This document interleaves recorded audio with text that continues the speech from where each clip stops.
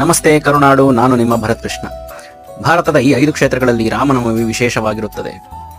ಅಯೋಧ್ಯ ರಾಮನ ಜನ್ಮಭೂಮಿ ಆಗಿರುವುದಲ್ಲದೆ ಈ ವರ್ಷ ರಾಮಲಲ್ಲಾನ ಪ್ರತಿಷ್ಠಾಪನೆ ಆಗಿರುವುದರಿಂದ ಇಲ್ಲಿ ಇನ್ನಷ್ಟು ರಾಮನವಮಿಯನ್ನು ವಿಶೇಷವಾಗಿ ಹಾಗೂ ಅದ್ದೂರಿಯಾಗಿ ಆಚರಿಸುತ್ತಾರೆ.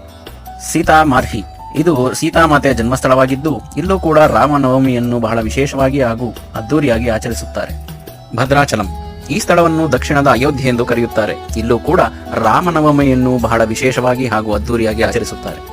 ರಾಮೇಶ್ವರಂ ಇಲ್ಲಿ ಶ್ರೀರಾಮಚಂದ್ರರು ಈಶ್ವರನನ್ನು ಲಿಂಗದ ರೂಪದಲ್ಲಿ ಪ್ರತಿಷ್ಠಾಪಿಸಿ ಪೂಜಿಸಿದರು ಎಂದು ಪುರಾಣಗಳಲ್ಲಿ ಉಲ್ಲೇಖವಿದೆ.